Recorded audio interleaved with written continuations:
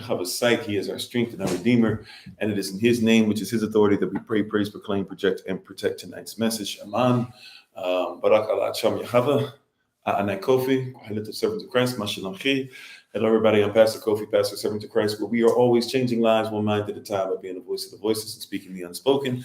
We appreciate you. Thank you for joining us. And we appreciate your presence here today. Thank you so much one more again for being on with us. Hopefully you made it in your day of intermittent fasting, day number 2, going through Friday. Praise Yah. And I will be with you as a reminder. I will be on tomorrow in the rising. I will not be on in the evening, but I will be on in the rising, just to give a heads up and a reminder. But thank everybody for being on. We appreciate you so very much. Come on in. How you doing, Sister Renee, Gertrude, Big Brother Thomas, Sister Tori, everybody who's on, Kalia, Renee. I hope I said that correctly. Please forgive me if I didn't. Jai, how you doing? Everybody, thanks for being on. Is it the Magus Loki? I'm not sure if I could pronounce the Magus part right. I think I did, but nevertheless, thanks for being on.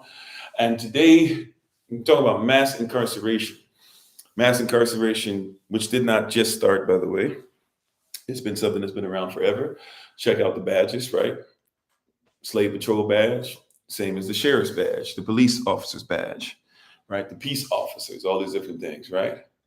But today I want to talk about, I want to have some conversation about this a little bit more in depth than maybe we go into, or just in a different direction, because if it's not for the prisoner, there is no system.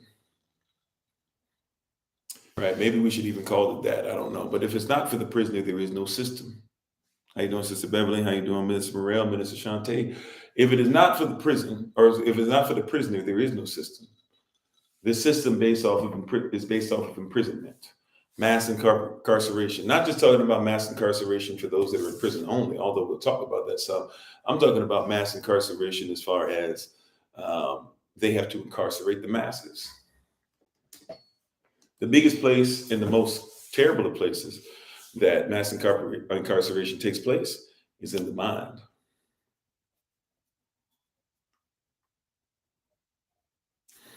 The biggest place that mass incarceration takes place is in the mind. Mass incarceration, it starts in the mind. And many people are incarcerated in the mind. The system doesn't run if everybody believes that they have to, if everybody believes that it is okay to eat off the land, then there's no McDonald's. Right? Did you catch that? Right? If everybody believes that you should eat off the land, there is no Burger King. You see that? Like, before somebody goes up, here he is talking about we're racist. No. If there is no, you hear what I'm saying? If there is no thought process that we all must, as a mass, be forced to do something, then there is nothing left to worry about.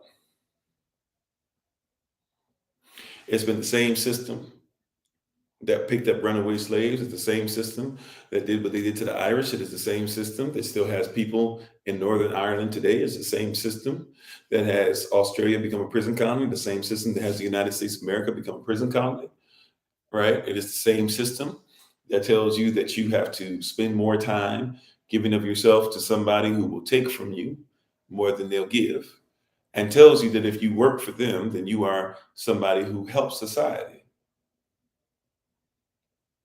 Mass incarceration. Matter of fact, let me ask you a question. How do you think McDonald's has the clothes that their employees wear? Who do you think makes them?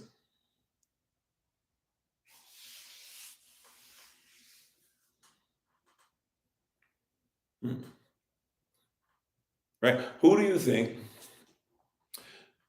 is it that makes sure that your beef, or what you think is a beef patty, who do you think makes that? Come on, somebody. Right? That's made by those who are incarcerated. If it was not for the prison industrial complex, a lot of stuff in your life goes down. Asian slaves make uniforms, sure. And so do American slaves. So do Brazilian slaves. So do British slaves.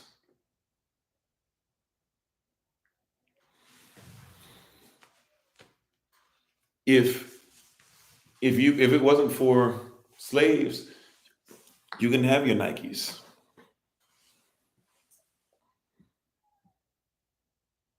There's an incentive for mass incarceration because the system runs off it. And the more corporations that are able to get cheap labor, the more imprisonment is something that we need to continue, but that needs to continue to expand.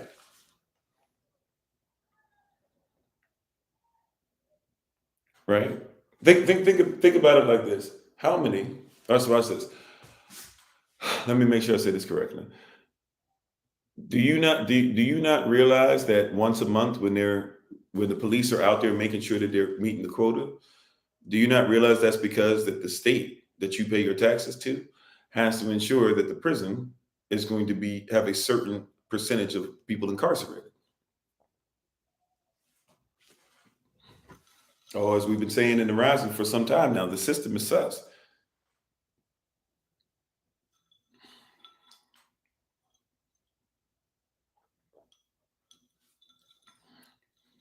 The system is sus. Meanwhile, all you hear from people is that, well, if you guys don't want to do any time, don't commit crime. There are people that have been locked up because they weren't allowed to read before. And when it was found that they could read, they got locked up. The system is set up off of incarceration. According to Supreme Court cases, hear what I'm saying? According to Supreme Court cases, so we have precedents, in other words, for what I'm about to present to you, there's precedents.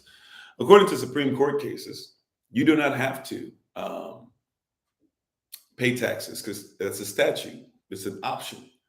But people get locked up all the time because they didn't pay taxes.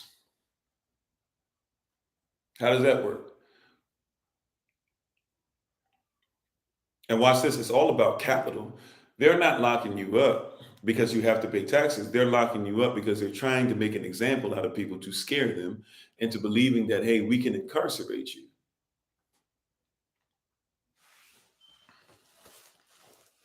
Mass incarceration, it starts at the mind, because if we have you of a mindset that we can lock you up for things that are your human right to do, right? Like human beings are the only creation that believes that they have to obey statutes. Human beings are the only beings that believe that whatever they give birth to has to be registered with the state. Human beings are the only things that believe that in order to reach their full potential, they must go to school. That's mass incarceration. You have bells in prison, you have bells in school. You have cubicles, desks, and things like that, and rooms you're not allowed to leave out of. At school, you have the same thing in prisons. You have recess, a little bit of time that you're allowed to go out and get some exercise. You have that in prison.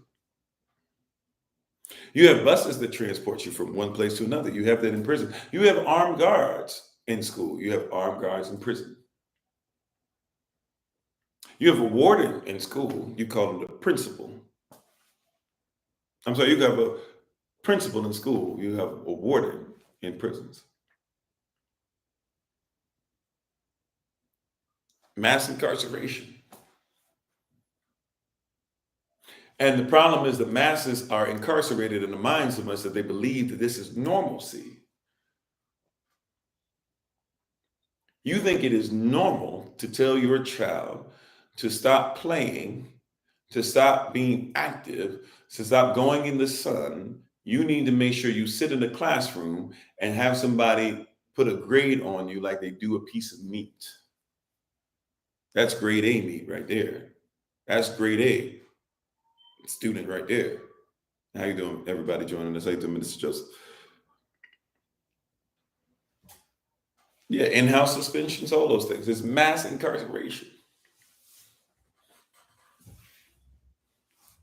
And they're gearing people up, right? You believe that it's normal. See, watch this. We think that it is normalcy to go out and make sure that people, you'll go to a job and you'll make sure that everybody else eats at your job. And then you are barely allowed to get a lunch break or anything, work a double, hope that people give you a tip because you're not allowed to get paid an actual paycheck. And then as you finish doing that, right, then you come home and you say, oof, hopefully I'll be able to afford food. You just finish. And by the way, don't let them catch you where there's food that doesn't get ate, or there's food that a mistake was made, or they happen to have extra food. Don't let them catch you trying to take some of it home, right? Food they're going to throw away because you're stealing. They'd rather you be hungry than make sure you're fed. As we said a couple of days ago, feed them first. They don't feed you first. This is mass incarceration. This is mass incarceration. This is incarceration at the highest of levels, and they have taught us to be able to be happy with the incarceration.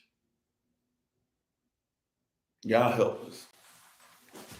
They have asked us to be excited about being incarcerated. They have asked us to make sure that we are totally fine with being incarcerated.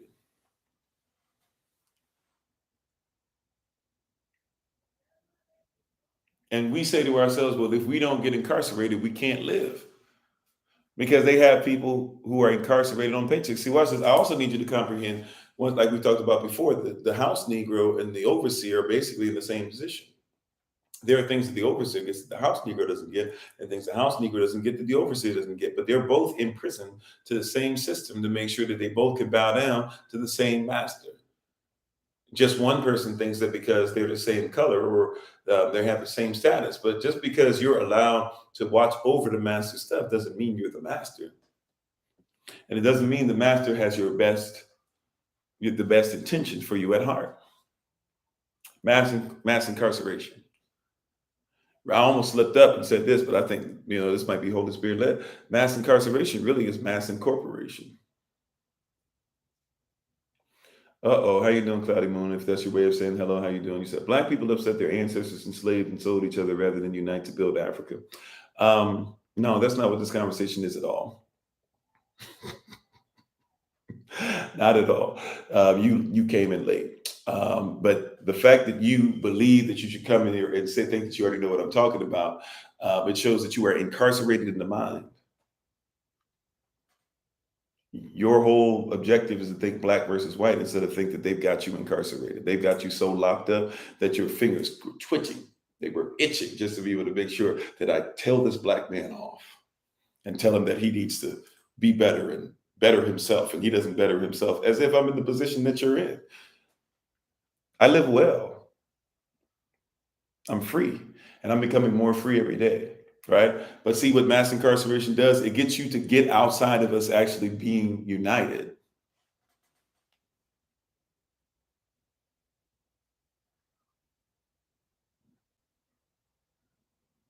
Hold on one second. My wife needs me to do something for her real quick.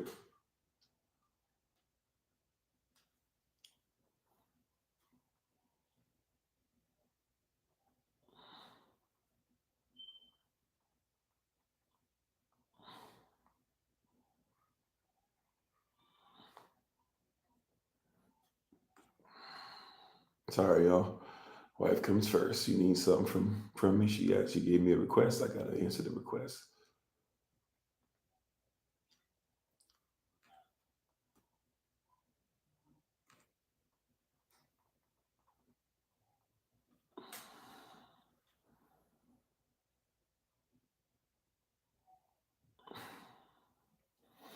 Okay. Amen. Just gotta make sure everything was all right.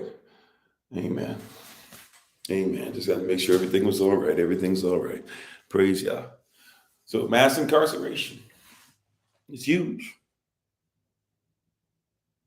Mass incarceration. Mass incarceration is crucial. Right? They incarcerate you in the mind. Somebody came on and they were so quick. I cannot believe. I'm going to tell them why black people are so busy talking about how they were enslaved, but they won't build up Africa. That's foolishness. That's not even what we're talking about. But once again, when you think like an overseer, you don't realize that you're enslaved by the same master. And they do this to the masses. You're the Republican versus the Democrat. You're the Democrat versus Republican. You're incarcerated. If somebody gets treated unfairly, well, that's what the liberals deserve. That's what the right deserves. You've been incarcerated in the mind.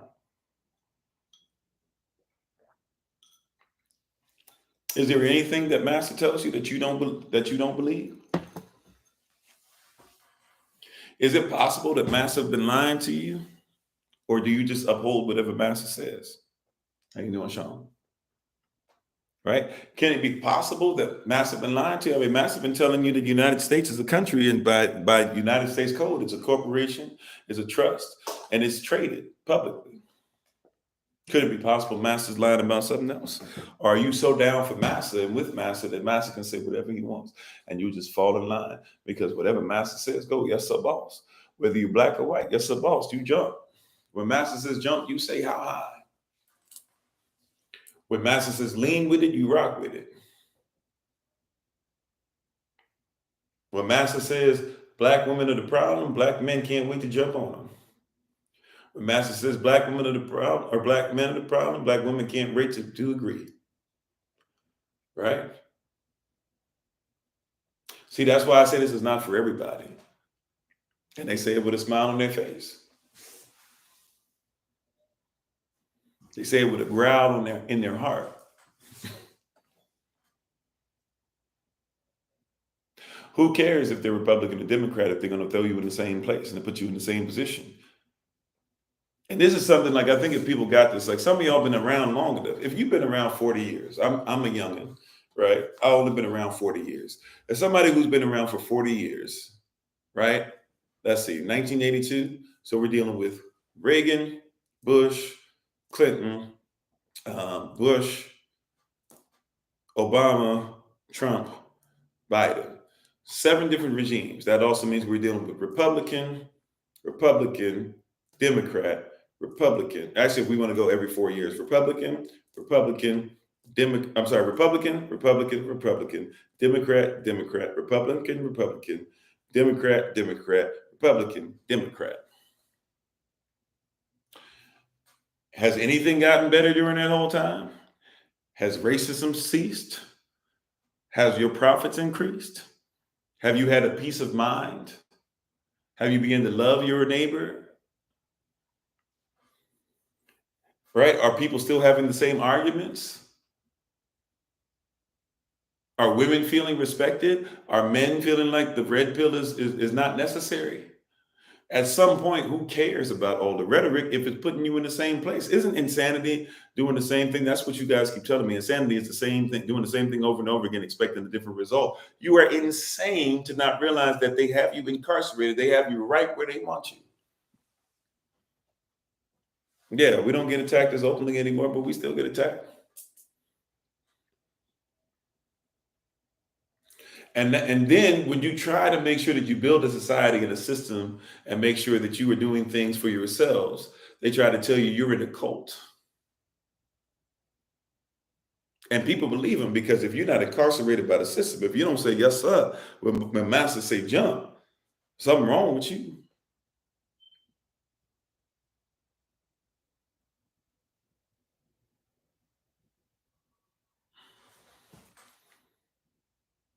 You hear what I'm saying? You hear what I'm saying? Or if Master's saying jump it, if Master say get a shot and you don't get a shot, something wrong with you. If Master says that you shouldn't get a shot, you should get. Why can't you think for yourself? What's wrong for you thinking for yourself? What's wrong with your culture being introduced? What's wrong with you making sure your children are taught correctly according to a standard that is not Master's? Mass incarceration. See, the problem with the person that came on over, if they're still on or not, probably not. I know they're muted now. But the problem with what the person was saying earlier when they came on straight away and thought like that, they don't even realize slavery still exists, yo. And you don't have to be black to be a slave anymore. You never did technically, but you don't have to be black to be a slave anymore. The 13th Amendment said we no longer enslave you just because of the color of your skin. Now we have to enslave you once we arrest you.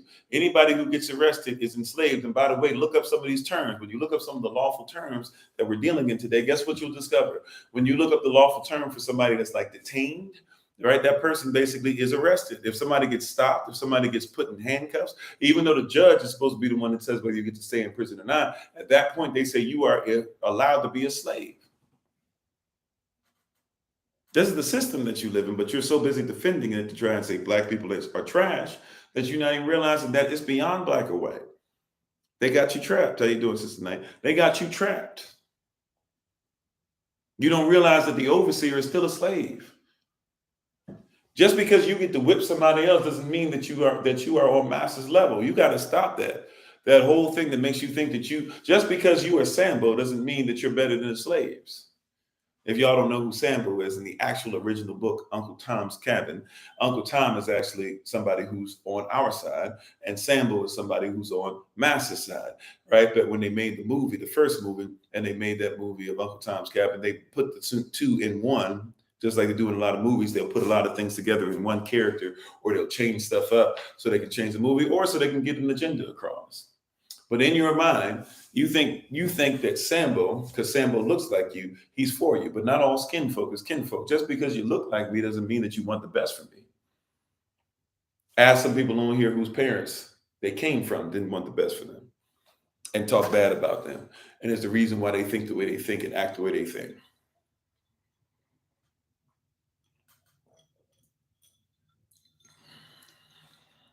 Holy Spirit, they ain't ready for this.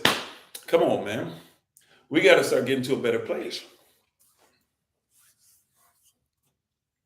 And here's the wild part about it is the overseer doesn't even realize that basically he's trying his best to follow after the slave. He's in a position to whip the slave, but he still does all the stuff. You don't believe it? All the stuff that they'll say, black people need to get themselves together, this and that, or whatever. Ask white, but go and watch them. All the things that they used to say is ghetto and is hood and is I forget what they have, some new acronym, AAUE or something like that for basically what we used to call ebonics. They're using the same terms. They're wearing the same wigs that they used to make fun of you for, using the same terms that came out of your mouth. They're using the same dress or clothing or designs that you made fashionable. They're doing the same answers, but then they think because they're in the position of overseer that as soon as something happens, they can go ahead and trade in the clothing real quick to be able to get what they want. And to say that you're worse off than they are. Right? The overseer and the house Negro are the same person. Right? The overseer doesn't sleep in the master's house, but this house Negro does. Right? The overseer's house is jacked up. The overseer lives in poverty. The only thing he has is what master provides. Just like the house Negro, all he has is the leftovers, and the field slave, all he has is what he can forage or the pieces of pork that they throw out there. You're dealing with the same thing, not realizing you're dealing with the same overseer. Everybody in this system is supposed to be a slave. Stop talking about slavery and stop talking about people who talk about slavery and acting like we're wrong for talking about something and not realizing what's supposed to be going on, what the master's doing. He's trying to enslave everybody. You think he cares if you're the president of the United States? Watch this. I keep bringing this person up. Some of you guys don't know who I'm talking about when I do, but if you're into sports, especially the NBA, you know what I'm talking about. Ja Morant. There's this really interesting conversation going on with Ja Morant where people are like, well, Ja Morant, he didn't do anything that was unlawful, this and that, or whatever. Well, because he works for the NBA, we should make sure that he follows this and that, or whatever, and you want to get on him. And because he makes millions, you think that should be held to a higher standard than you. The reality is he works a 9 to 5 like you do. He's enslaved to the NBA. If he wants to make the money he makes, he has to bow down. He has to do his toiling. And if he doesn't toil correctly, then they're going to take everything away from him. Right? Now you say, well, I wish I could toil for millions of dollars. Yeah, you wish you could. You don't have his talent though. Or you're not able to control people, or you're not ready for the gladiator, or you're not a gladiator like he is. See, if you were a gladiator like he was, then you're not your own anyways. That's why he's under ownership. You hear what I'm saying? That's why he's under ownership. He signed up for gladiatorial games. Now, I'm not saying he's not fumbling the bag. I get it. He's fumbling the bag, but I want you to comprehend, just because you make millions doesn't mean you're not under ownership. You think that Joe Biden does whatever he wants? You think that Donald Trump, see, some of y'all got this twisted. I'm not saying Donald Trump was not more real about certain things than what other presidents are, but let's keep it a buck. Donald Trump didn't make decisions just because he felt like it.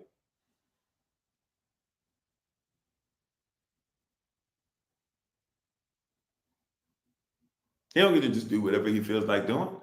Obama didn't do whatever he felt like doing. You think Obama wrote his own speeches? You think Michelle Obama wrote her own speeches?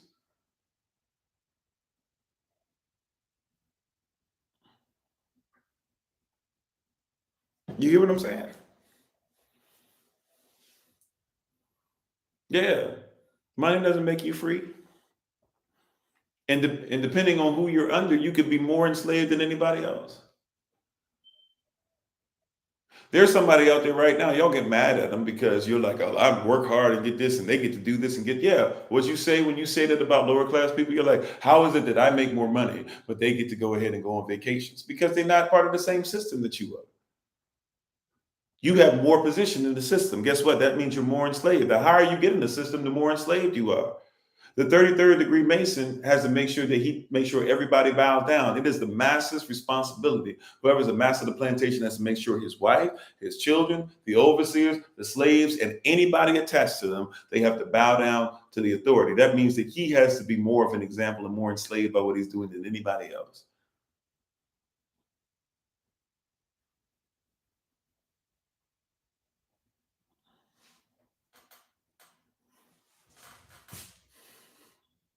You see what I'm saying?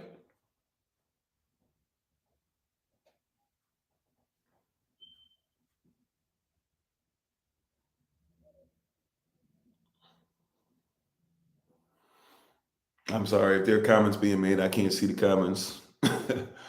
I see comments coming up from time to time. I see detached from the system and connect to the kingdom of Yah. Saw something about a comment that was made earlier. I can't see it anymore, though, whatever y'all are discussing. So I apologize if I missed somebody's comment. I must have.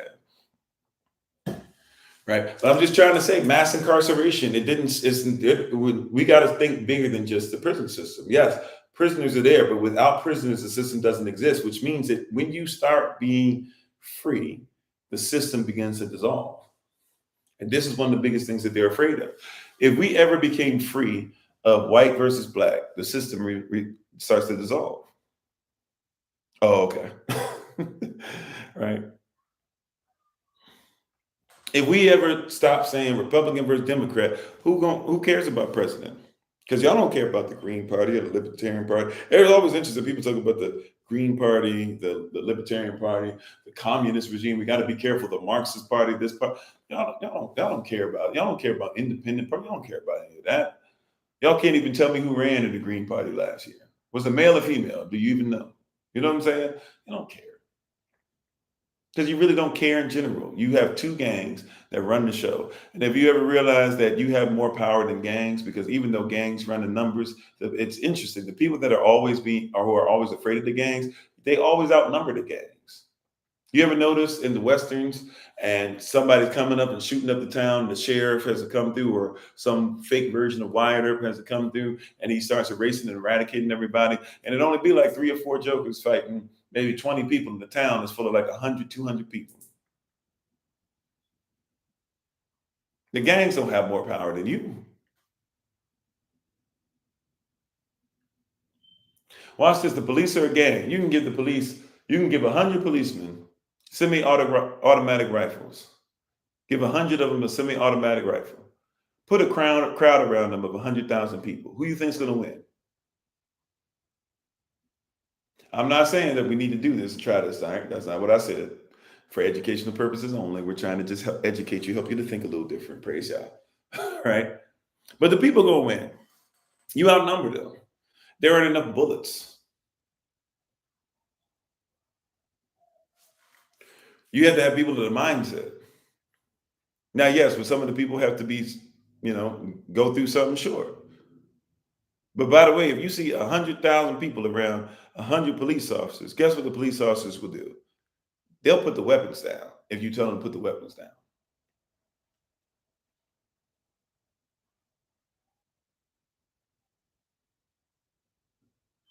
Yes, they will.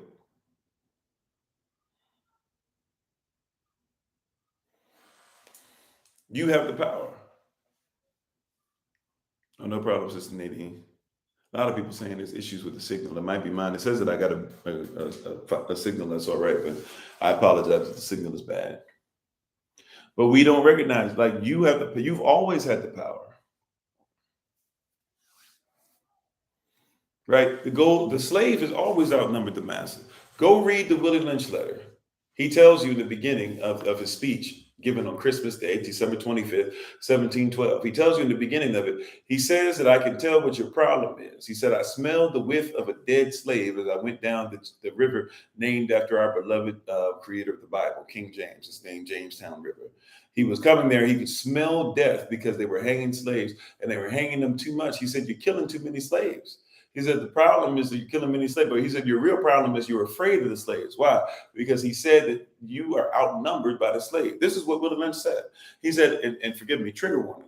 This is for educational purposes only, trigger warning. Willie Lynch said, your problem is that you're outnumbered by the slave.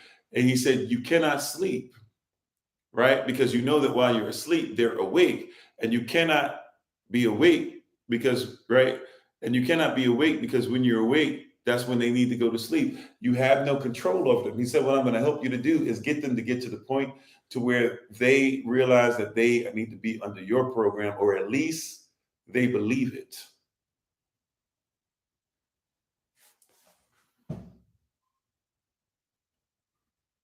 Yeah, and that's true. Everybody wants to be a blessing, or everybody wants to be the chief. Nobody wants to be the Indian. Nobody wants to be the sacrifice so that others might live. But he told you straight up. He said, your problem, the reason why you're having the issue is because those, right, who are still have too much in them, right, that says that they have some kind of free will, they will continue this. You're afraid that they can go ahead and do something to you while you were asleep. They can end your being if you try to go to sleep. And so you sleep, you can't sleep. And while you're awake, you wish you could go to sleep, but you got to watch over them still. He said, even when you get to overseers, there's too many of them. They outnumber you. So what they had to do is they had to hurt your concept of self. Make sure that the women watch their men die or get beat to the point of death. And then make sure that the children watch with their women right next to them, so the women are afraid that they might do it to their children. And then he said that the women will begin to raise their children in reverse, where the men are cowards and the women are strong and independent. It hasn't changed. You said things change. Oh, well, if that's your way of saying hello, first of all, once again, and we're talking about a bigger thing. We're talking about mass incarceration of everybody, not just Black people. So if you're with us now, if you got the gist of it, or if you come on to just argue, right? But if you hear me out long enough, you might find out that we actually kind of agree more to what you might think. Hey, how you doing? How you doing, Tracy? Brother Tracy. Once again, if you get a chance, look at Brother Tracy stuff and look at the stuff that he has on his channel. If you can share his GoFundMe, we'd appreciate you for doing that. Right? You shared that today, the Willie Lynch letter. Yeah, a lot of people don't want to look at it, but he told you what the point of it was. And see, once again, people who have a mass incarcerated mind, they're coming on here. Oh, here you are. And no, police officers aren't running around after slaves. Do you not know the 13th Amendment allows people who are being arrested to be categorized as slaves? So no matter what color your skin is, once you are arrested, you are a slave.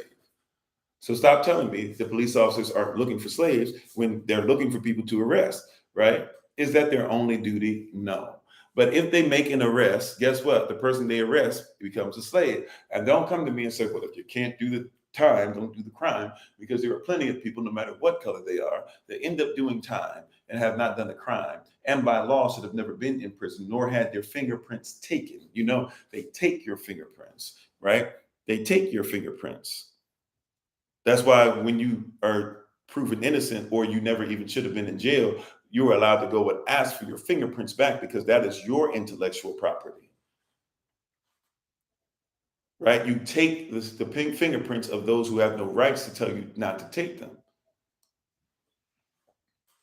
So they're looking to arrest you no matter what the color of your skin is. See, you're missing it. You're so busy because I'm bringing up a group of people, a certain diaspora, that you're not realizing that what is good for the goose Forgive my usage of the word good here, but what is good for the goose is good for the gander. How you doing, Sister Betty? You hear what I'm saying? What is good for the goose is good for the gander.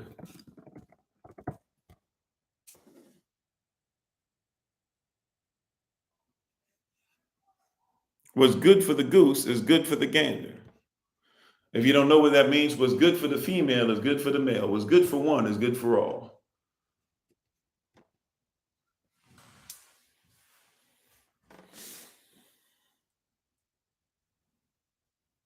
You say we cook the goose.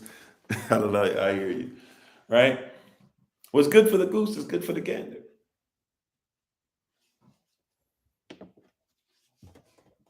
And you don't realize all it takes. See, watch this. You keep locking people up, and after a while, there's not going to be anybody left. We need to lock up these super predators. Then you're mad because black women are this, black women are that. Well, you locked up all their husbands. You labeled them as super predators. What did you think was going to happen?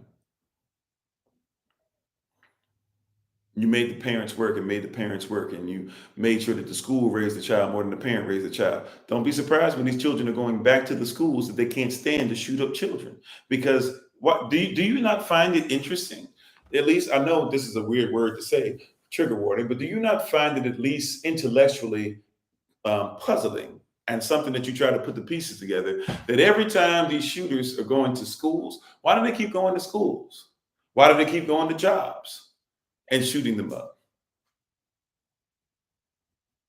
I didn't say every shooting, but come on now. Most of the ones you're seeing on schools are what? Are schools. Why? They grew up in your schools. Why do they hate the schools so bad that they keep going back to the schools? Could it be possible that the school system is something that they hate enough to make sure that they shoot it up and they take the lives of some? Some of them even write things in manifestos and say, hey, they're shooting up children because they'd rather the children not have to go through the stuff that they went through.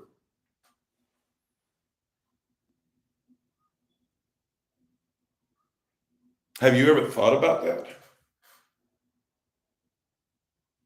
That school taught them how to be more mass incarcerated than it did teach them how to make sure that they lived full lives. Okay, Sister Betty, thank you. And I know Sister Nadine's about to get on me too. Thank you. I'll be careful with my word usage, right? But have you ever thought about that? They go right back to the place that you guys say, I need to put my children in this, because if my children go to this place, they're going to be educated. But when the children grew up, they say, this thing messed me up. First place, I'm going back looking for revenge. School system.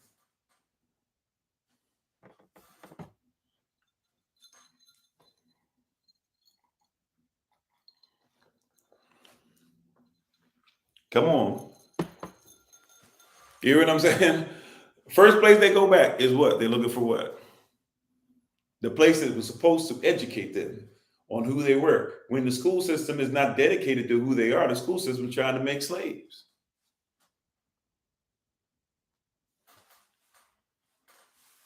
Right? No matter what color you are, you're all a slave. If you pay taxes, you're a slave, because anybody who's in debt is a slave. Anybody who's a slave is in debt. And unless you're in debt to somebody who's trying to ultimately teach you how to go from slave to servant, to indigenous servant, to serfdom, to lordship, to royalty, then you don't want to be their slave anyways. See, schools at least use their programs in there to make sure that you learn to trade. They got rid of all those. Schools at least use their programs in there to allow you to be part of the arts. They got rid of all those.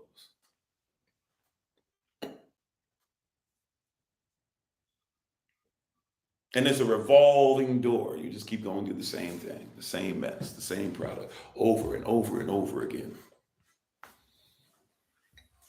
And then you say, why are schools so messed up? But then you don't think about it. Well, why are your churches like just like schools? People go and shoot up churches. It seems to be no difference. No, over here we worship the Lord, but People come in and they've got to bow down to the warden, and they've got to make sure that they do what they're supposed to do. And if they don't do what they're supposed to do, they can be dismissed. And if they don't make sure that they give a certain amount of work and a certain amount of time and all this stuff, they can't get any truth. And they better not ask any questions. And when you come over here, you're just a servant of the Lord. When you go to prison, you don't have a name, you have a number. You don't worry about that. You're just inmate numbers 0, 1, 2, 3, 5, 6, 7, 7, 8, 2, 2, 3, etc. We don't care who you are. When you come in here, we're not trying to educate you. We're not trying to help you. Sorry, too much. I'm sorry, I said the S word again. Too much. Too much. I mean, it's real though. You need to hear this. You need to get every piece of this. You need to see that people got you in debt to things. You're indebted to people who are causing you to think as far as being mass incarcerated.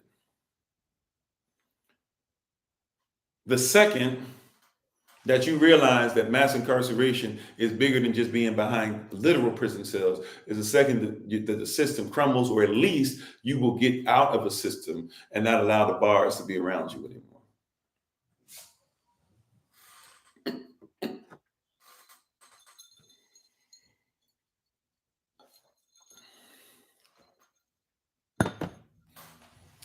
Imprisonment for some of you started when you thought that it was okay because you were taught this when you were a child. A lot of you think it's okay to go ahead and do dangerous things to people, human beings, because they're prisoners. Because, when you were a child, if you forgot to take the trash out, you might be told to go out there and get a switch. And the switch better not break, or else they're going to go and get a better switch or braid a switch up on you, and they really going to mess you up. And so if you had to get a switch because you took out the trash, well, shoot, if they kill somebody because, he was belligerent and talking to a police officer the wrong way, who cares, right? Because that's what you were raised in. Mass incarceration is the mindset.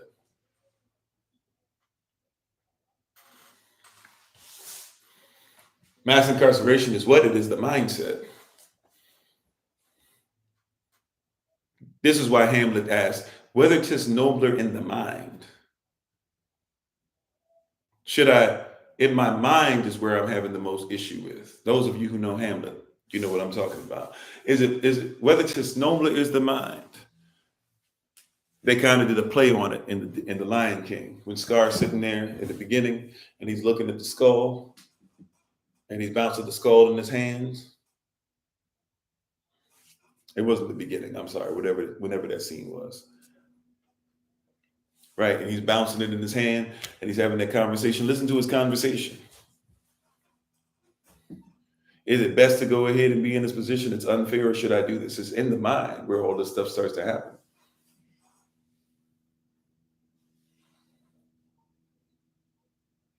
You grab the first thing you can reach for the whoopings, yeah.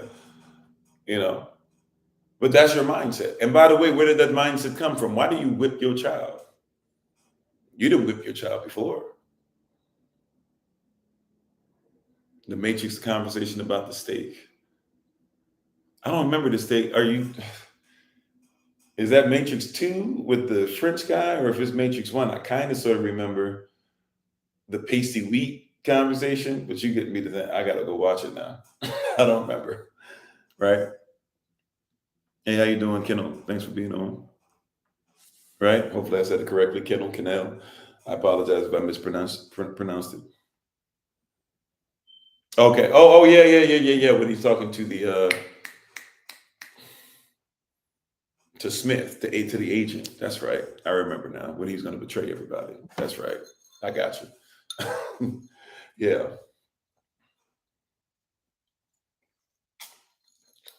Right. But mass incarceration. And by the way, that's actually an interesting scene to bring up while we're talking, because think about it. He was even saying, as long as I don't remember what I did, as long as you take away the history of what I'm doing, I'm fine with doing it. Okay, amen, Sister Nadine. Right, I'm fine with doing it. How you doing, Yuseli? Hola, ¿cómo está? Gracias. E. Richard or Richard, not sure. How you pronounce it in Espanol, right? So which one is best, right? Which one is better?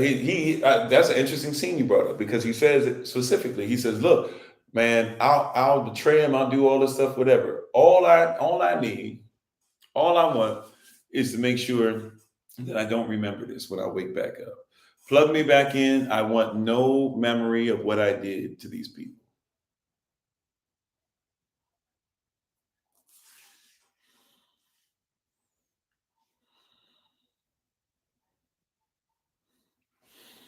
Right? No, there's the pasty wheat or the tasty wheat, and then there is the scene where he's eating with Agent Smith. Yeah, because that's what I was thinking about too. That's where my mind went to. Because that whole pasty, or is it pasty wheat or tasty wheat? Tasty wheat, is that what they call it? I don't remember. Whatever. I don't think I've ate that before. Right? I've had stuff close to gruel, but I don't think I've had what they were having before. Right? But long story short, right? Like as an interesting scene because a lot of people want to be like that. Plug me into the matrix, plug me into this situation, plug me into all this stuff. As long as I can't remember,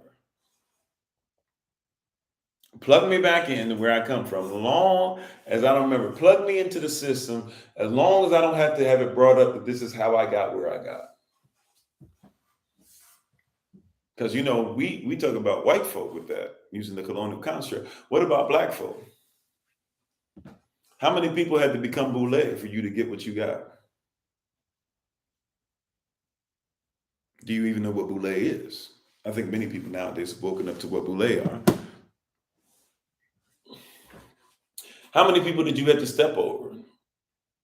I've seen judges get up at age and start crying and admitting to people and saying, man, had I known better, I wouldn't have locked up so many of our young men. But I was trying to get rank. I was trying to make money. I was trying to improve. I was trying to get to the next level. And then you look back and you go, oh man, that's how I made it. That's how many people have to step on. You know how many people live with indigestion every day because they can't stomach what they did? They get ulcers because they can't stomach what they did. How many people must go through the problems of life? How many family members have to be stepped on?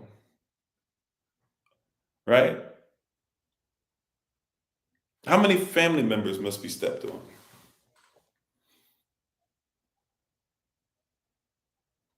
Right?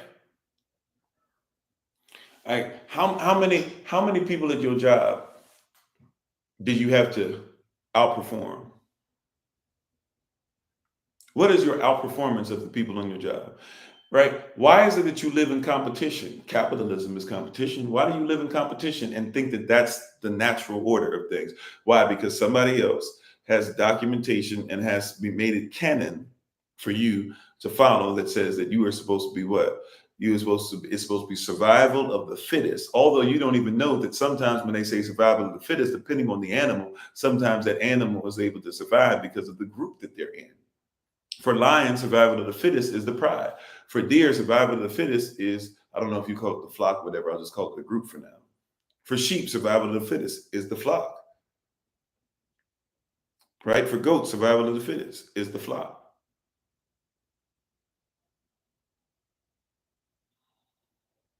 For wolves, survival of the fittest is the pack,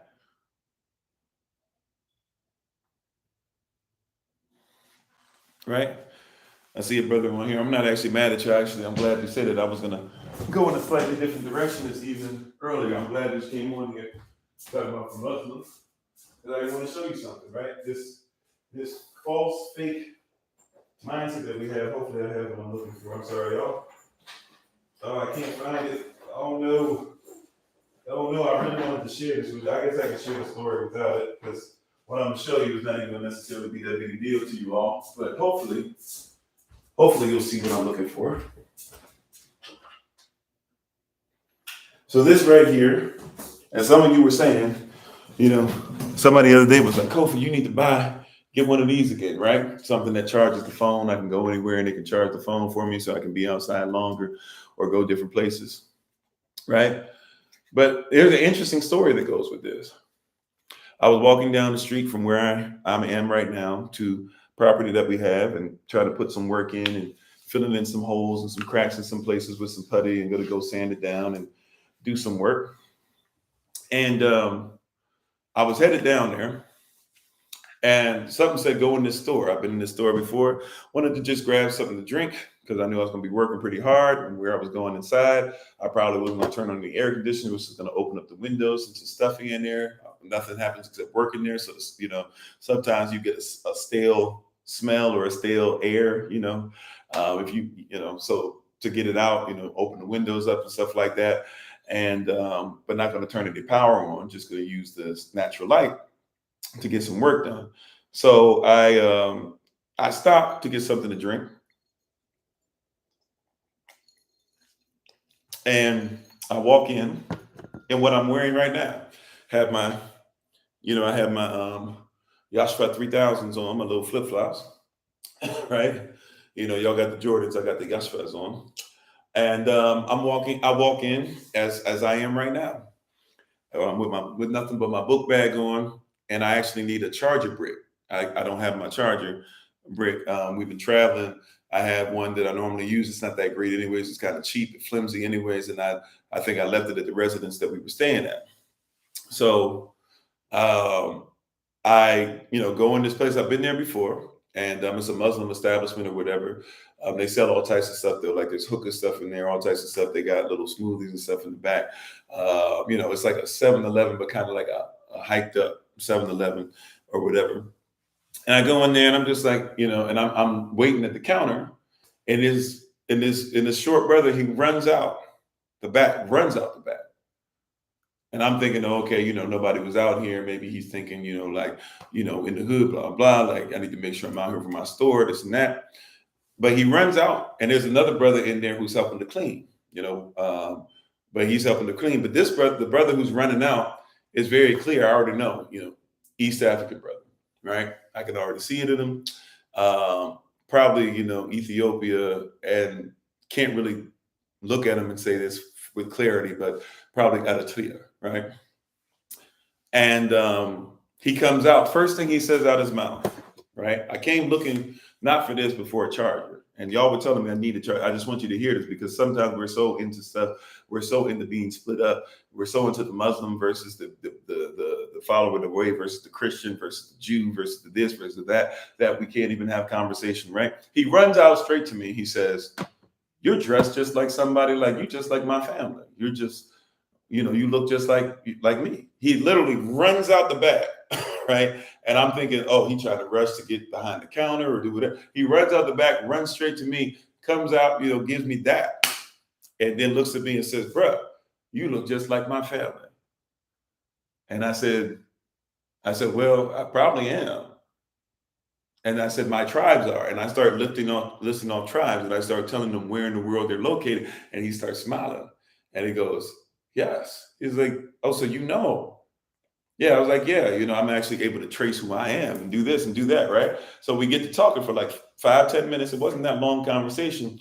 Man, we started talking. He starts saying, and he even tries to tell me on the low because he knows I'm biblically inclined. So he goes, oh, well, people call me John, but my real name is Muhammad. He it's quiet. My real name is Muhammad.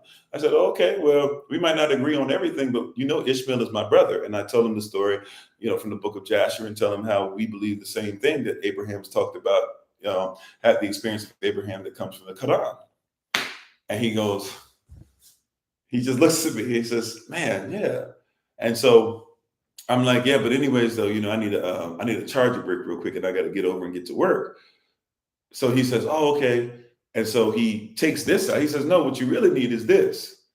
And I'm like, actually, I do a live session. I talk about this. So we spend a couple more minutes. It's like, oh, okay, cool. I didn't know you did blah, blah. Oh, man. And the history, man. And about Sudan. So then he starts saying, man, you know what? My family's bigger than what you might think. And I have friends that are not even from Africa, born there, but they've gone back and they never wanted to come back. So they go there like once every 2-3 years, and they stay for months. They have houses over there, everything. He says, whenever you go back to Ghana, he says, you tell me, you come over here and tell me, and they will take care of you. And he says, I have family over there too. And he starts listing his tribes all over, and come to find out we're the same people. And he even hits me with, also too, don't forget, Alachim, Alachim, Allah, Al, like we have the same meaning. When we talk about the same people, we're talking about the same creator. And I said, yeah, I know. Right. And he just looks at me and he goes, yeah, right. You're right. And we had a moment where all this other stuff that people want us to be, and you African American versus African and this and that or whatever, like we start talking about tribes and stuff, it didn't matter. Right. It didn't matter. Right? That mass incarceration mindset of where you from didn't matter where you were from, matters who you from. And when we realize we're from the same people, the whole conversation changes. So then I say, hey man, I appreciate it. I said, I need the charger brick though. So he has this still there, it was in the box at the time. I don't know what I did with the box, probably at the other house. But he has a box, this in the box, and he brings over the charger brick. And it's not in a package. Right. So he was searching. He was like, oh, he couldn't find one earlier when I asked him for one. I realized later on, as I thought about it, he actually went in his own stuff and just gave me his charger brick. He didn't charge me for this. He charged me for his charger brick. He charged me $5 for the charger brick. And he gave me this, which, might not even be worth it, but they would normally sell it for like $20. At first he was saying they sell it for $15. But then once he found out who I was and that we loved each other and that we cared for each other and that we embraced and we could have conversation, he just looked at me and said, take it, it's yours. Right? Why is that? Because it didn't matter about all this politicking. It didn't matter about what skin color was I lighter skin, darker skin. It didn't matter all this stuff. Once we came to a comprehension of being the same. Remember we were talking about this earlier today? Why is 2 + 2 = 4? Because it's got to be the same foundation. 2/1 + 2/1 = 4/1. When all the numerals agree on the foundation, then we can start adding up. Somebody missed it, right? Once all the stuff was the same foundation, here comes addition. If we wanted to multiply it, 2 times 2 = 4. Once we agree on the same foundation, 2/1 times 2/1 = 4/1. We here. We got it. Let's do it. You see that? Right? But what happens is mass incarceration. What are you taught in mass incarceration? Mass incarceration, when you get in there, this is if you're gonna be if you come in there, White Aryan is over here, right? And Hell's Angels are over there. And MS-13 is over there, right? And the Bloods are over there. The Crips are over there. And if you get to certain places, it's just black is over here, white is over here, and this and that. And you can even congregate sometimes and play basketball and stuff with people of different races. But when it comes time to eat, hey, black people eat with black people, and white people eat with white people. Spanish people eat with Spanish people. Asian people eat with Asian people. But that's a mass incarceration mindset. All we did was talk for a little bit. Watch this. He didn't even look. Before I even spoke with my mouth, I spoke with who I was. I had a certain walk and I had a certain thought process and I had a certain mindset that emanated from just what I wore. And when he saw what I wore, he said, we must be the same. He literally ran at me. You know what I'm saying? How you doing, Sister Tasia? He literally ran at me and said, man, you look like home. That's what he told me. You look like home. You look like if I were to go home right now, you're dressed like my people dress. Come to find out, we dress the same because we are the same. You said the swag. Right? But that's what he wasn't looking at all the other stuff. See, some people are looking for everything else that somebody declared. He was looking for culture. And you know what? After that happened, I went to grab something real quick from somewhere else that was on the way. Right? Needed something to snack on because I was like, no. I got something to eat on the way back because it was after 6. What was it? Something I was doing. Where did I stop? I stopped somewhere. I can't remember. It might have been a store. Oh yeah, I had to pick up some supplies real quick to help with some of the smoothing things over, right, with the compound. And as I'm headed over there, when I got to, yeah, that's right. When I got to the little hardware place, when I got there, I noticed even more culture. Now you notice it all the time, but I thought I saw. There was a guy at the counter, right, of my diaspora. We started having conversation, and he's a brother.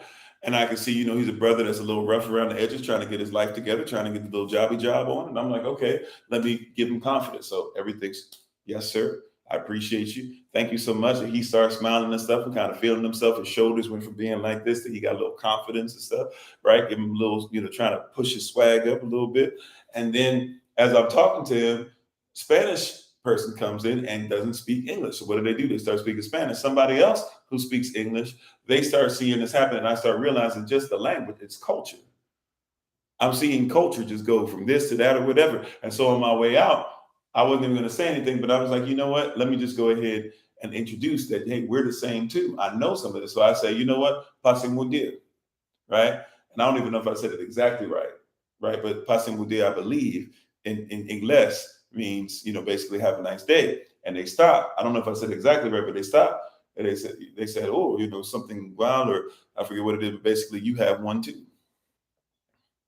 Right. And we had this huge thing, and I'm just walking back and I'm going, man, culture is a beautiful thing.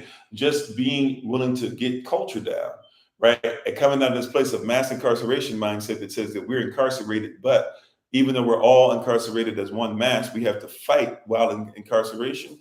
And instead of that, all of us having this beautiful moment of just thinking of culture after culture after culture and realizing that we're the same people and we need to stop doing this fight against each other. Because ultimately, once we get past that, if we can introduce culture back, then love has to come. And people see, if somebody tries to imprison anything, what they really try to imprison is your culture. If they lock you behind bars, they're trying to hide your culture. If they say you can't speak a certain thing, they're trying to hide culture. This is one of the reasons why they don't want your culture to be taught. And this is why you must be the keeper of your culture. You must be the gatekeeper for your culture. This is why they don't want your culture to be taught. Develop yourself. Develop yourself in culture. Become the greatest version of yourself. It doesn't matter if they come looking for you or try to make slaves out of you, no matter what color you are. Get to a culture that says that humanity first. If I talk to an Irish person, an Irishman, an Irish lass, and they call me blue, right? A lot of y'all be like, why are they calling you blue? Right? They're not saying I'm so dark like blue black people of Nigeria. They're saying they call me blue because in their culture, to call somebody black is actually a negative thing. But they call black people blue because they want to say, hey, you know what? We see you as a human being. Now, look, I'm okay with being black, not on paper in Western law, but I'm okay with being black, right? But if they call me blue, I realize they're actually giving me respect because I've learned about the culture. So I'm not going to tell them you're demeaning and you're this and you're that. What they were raised in determines that if they call me blue, they're saying that I'm actually somebody who's a human being and they look up to me and they see my skin as a positive. Now, am I saying that there's nobody who's ever been called blue in humanity before? No. Am I saying there's not actual blue black people? Am I saying that I have a blue hue? No, I am not. What I am telling you, though, is that I recognize the culture. And you're arguing with people sometimes from a mass incarceration thing, thinking that somebody's talking down with you rather than learning culture.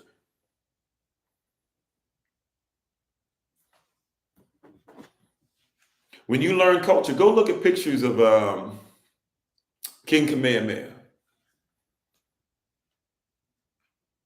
who's considered to be the greatest Hawaiian king ever, king of Kauai, as they took over the other islands and made all the islands bow down. See what he looks like. See what he looks like.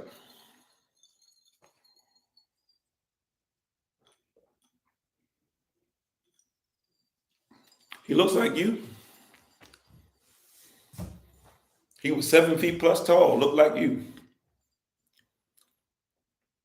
Go over there. When I went over to Hawaii, right? When I was stationed there, my daughter was born in the same castle that the last queen of Hawaii had. The last Hawaiian queen had. She was born in the same castle. My second oldest son, he was actually born. He was born in the States, but he came over as a baby. And when he came over there, they actually tried to feed him like a Samoan. So he's like young Solomon that you see. And if you've seen young Solomon in person, how big he is and stuff already, he kind of on swole. Like my son is taller than I am. I'm 6'5.5". My second oldest taller than I, because they were feeding him the same thing they feed the Samoans over there because they think of us as the same people. right? He's not right. Like, but until you go over there, you don't recognize that, right? Until you go over there, you don't recognize that you are the same. And if you respect the culture, then they give you even more, right? If you respect the culture, they give you even more play. If you respect the culture, they let you into things that they don't let everybody else in. They'll feed you foods that they don't let everybody else eat. Yeah, you feed them right, they'll get taller than you too. But I'm just saying, like they fed them specific stuff, and back then, we were still doing pork. I'll admit it, but they were doing stuff like there's a reason why they eat the rice and the spam and the eggs and certain things over and over and over again. They trying to build up calories, and over there, they don't care if you're a little big, if you're a little chubby. They want you to be strong, and and my daughter, treated like a princess because she was born in the princess castle. So there's a lot of things that like we don't know. We're so into mass incarceration, and in mass incarceration they separate you. They've arrested your development so they can separate you. Right? We can go to our arrested development, right? The song and the music, but hear what I'm saying. They've arrested your development. They've imprisoned your development because when you get in prison, then all you are is what? A slave. And slaves have no rights. Slaves are not even human beings. So you can put a slave in a box. You can put a slave in a refrigerator and laugh at him. That's stuff that's come out, right? You cannot feed a slave for days and laugh. You can beat a slave to death. You can have slaves, they literally let prisoners fight until finally, okay, like somebody's about to die, or okay, they're bored and they break it up.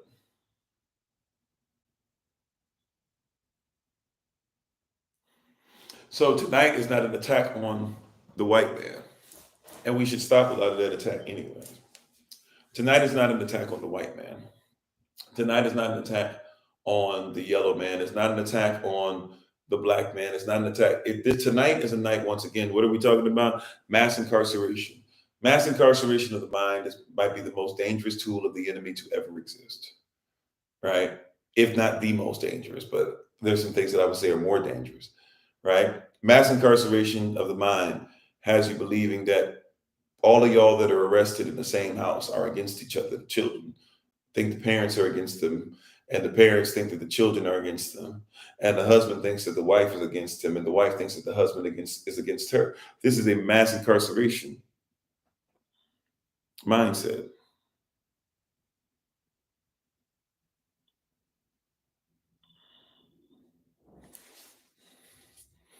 And as you can see, when you look up a slave patrol badge and you look up a modern badge today, and this is not just in a state, this is look at multiple states, multiple badges, you'll discover that the badges haven't changed because the mindset is the same. They're going around rounding up slaves. Yeah, it's a dangerous game. But a game, nevertheless, I've told you before, when I went in, my cellar, well, not my cellar, the guy that I ended up being in the same cell, because, when you go to court, you get put in the cell, right? If you're not out front with everybody else, you get put in the cell. And as I was in a cell with the brother, he taught me something, and I didn't believe him then, even though I was going through what he was going through. You sometimes think you're better than somebody else, or because you didn't deserve to be here and they deserve to be here. These terms we use, and you know that you're going to get out, or you at least you think you are because you're innocent and you're not even on trial, but they still keep you in there for months, trying to get you on something. He told me something, and it was one of the realest things he ever told me, I've ever been told. He said, "Look, man, nobody cares if you did something or didn't do something. That's not why you're here." He said, "So you need to recognize that." He said, "Bruh," and I had heard him talk about women, disgusting manner, all this. I was like turned off by him. Maybe that's one of the reasons I didn't hear him, but I hear those words a lot often, very often in my life now. He said something very real. I don't even remember his name.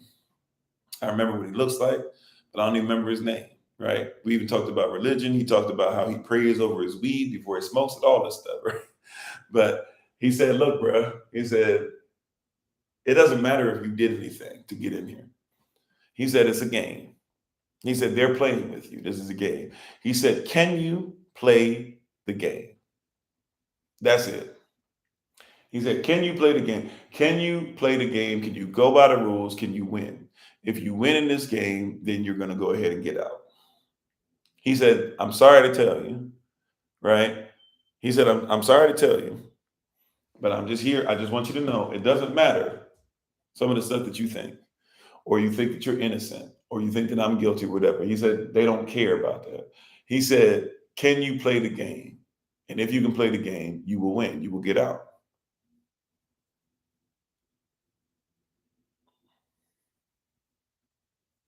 And that's what the system does, right? This is Squid Game at its finest. I haven't seen Squid Game, so maybe I might not have the right context of that. But we might call it what, Hunger Games, and before that, I forget what the actual graphic novel that had many parts to it that came out before that. I used to read it in the library when I was homeless all the time. Whatever that graphic novel is called, I forget.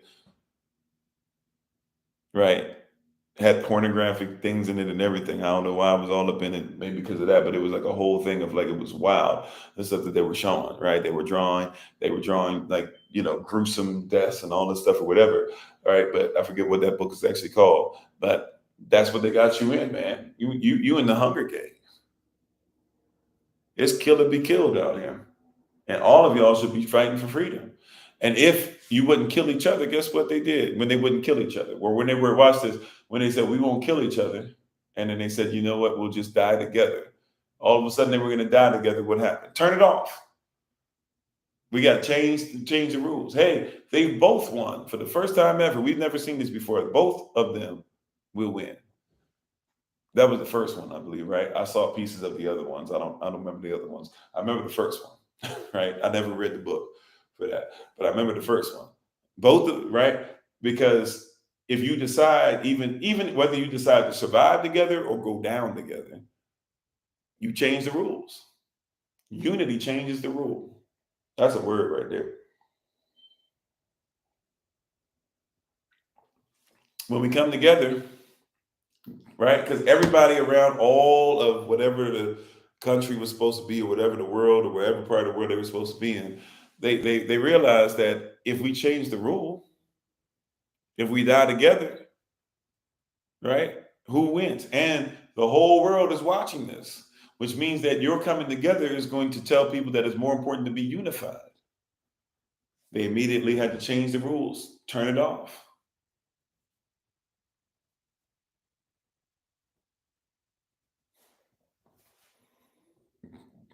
Common union, communion.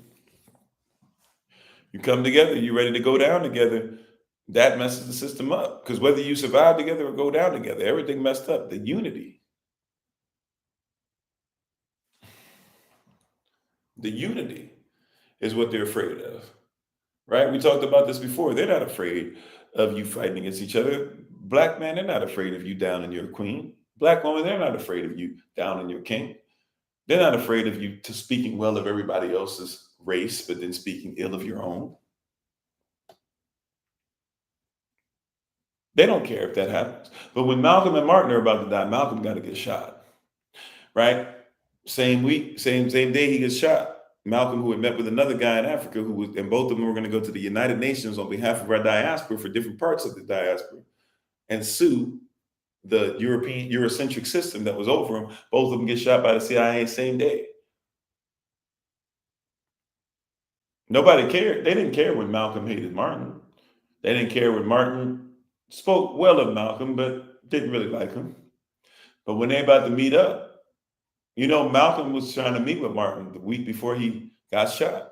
He went down to meet with them. They locked Martin up. He had to meet with Martin's people, his representatives.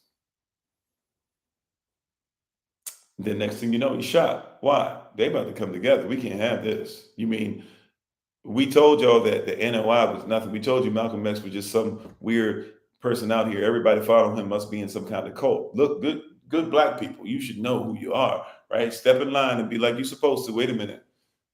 This N-word is meeting with that N-word? Oh no, we can't have that. Then Martin starts talking about reparations. It starts telling the history of our people. It starts talking about that we deserve reparations as a people because you allowed people that came over here who were immigrants from Europe, and you paid them to come over. You paid them to have land. You paid for them to have people come teach them how to farm, and you paid them for food even when they didn't give you great food to eat. Got to shoot that man. Excuse me. Have to unalive that man. Have to come for that man. And then when your bullet didn't work, then you decided to smother him while he was trying to heal.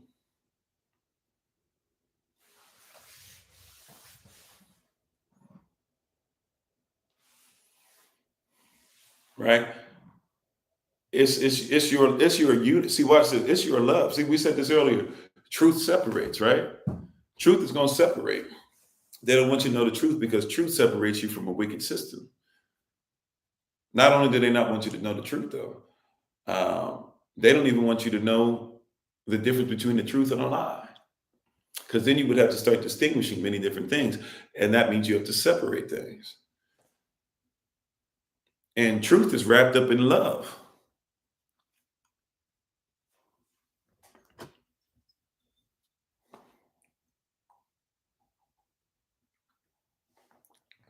Truth is wrapped up in love.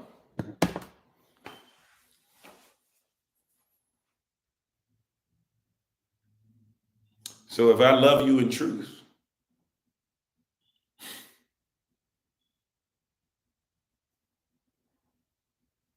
then that means you got to love me in truth or hate me because of the truth. But truth separates. Truth is wrapped up in love.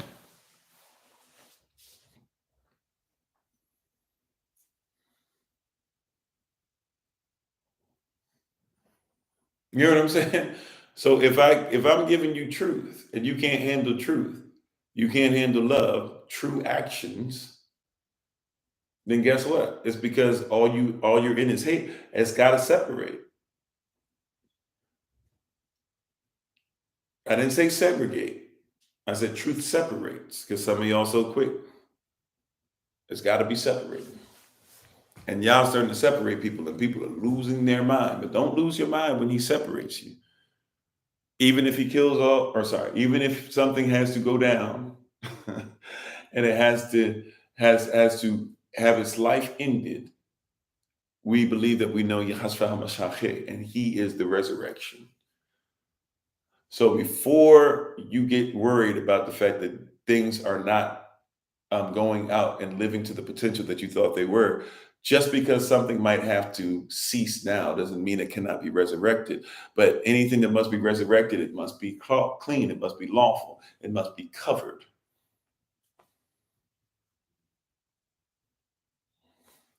That being said, thank you guys so much. I appreciate your presence. I really, really do. I need some rest, in all honesty. So I'm going to rest and shut it down. But thank you all for being on. Thank you for listening. I appreciate you being on. I will be on tomorrow. Wednesdays are normally my day off. However, I shall be on or what we call Wednesday, Wednesday, but I will be on. Thanks for being part of the community. King Sosa will be on at 8 a.m. Eastern New York time on Kofi, right on here on YouTube, also on Facebook, also on the podcast. And if you're joining us on TikTok tomorrow, join us on Kofi_43. And then even though I will not be on in the evening, I will probably be on Kofi_40 for some kind of work, for some recordings as well. If you want to kind of see that, and join us, I'm not sure what time that will be. Right. But thank y'all for being on. We appreciate you. Thank you so much. As always, we give all praise and honor to the Most High. We give all praise and honor to the Most High for my wife, the Honorable Maya, who lives a life that's able to be honored. You can check her out on TikTok, YouTube, her website, and Pinterest at Bloom and Flourish. Not A&D, the letter N, Bloom and Flourish. She is a healer, herbalist, chemist, and biologist by degree. The tincture of the month is still ageless. And remember, even though technically we do not heal, right, with what she gives, at the same time, she is able to give your body something that allows the body, which is fearfully and wonderfully made, to heal itself.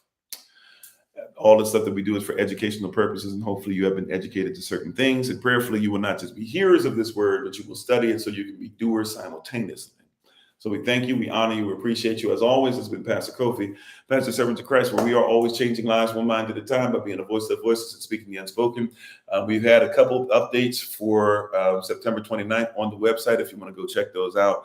And we look forward to talking to you guys tomorrow in the AM. So we thank you, we appreciate you, we honor you. You guys take care. And thank you again to all of you all. And if for some reason I don't see you tomorrow, because I won't be on in the evening, but if for some reason I don't see you tomorrow in the Rising or tomorrow sometime in the afternoon, I will see you on Thursday in the Rising. Please check out and support our very own Minister Tamara at Tamara_Yah9. That's TAMARA_YAH, the number 9. It'll be live on TikTok tomorrow at 8 p.m. Eastern New York time. And if you miss it, she'll post it on her YouTube channel. So please support her on there. Thank you all. We appreciate you. Take care. We appreciate you all. We thank you so much. And also, if I don't see you tomorrow, feel free to join us 7 a.m. Eastern New York time on Thursday for prayer. All right. For early rising prayer. All right. Thank you guys. Y'all take care. And remember, as always, Yashadal, that you are loved, you are necessary, you are majestic, you are fearfully and wonderfully made, and you, which is all of us working together, will be the reason why people who are in this system no longer have to be able. Rashan Shalom.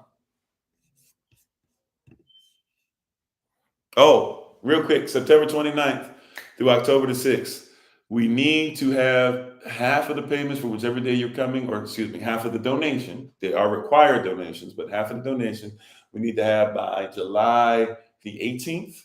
We need the full donation if possible. If we need to work with us, by the way, or if you need us to work with you, nobody's really contacted. If you need us to work with you, let us know. We can start getting that.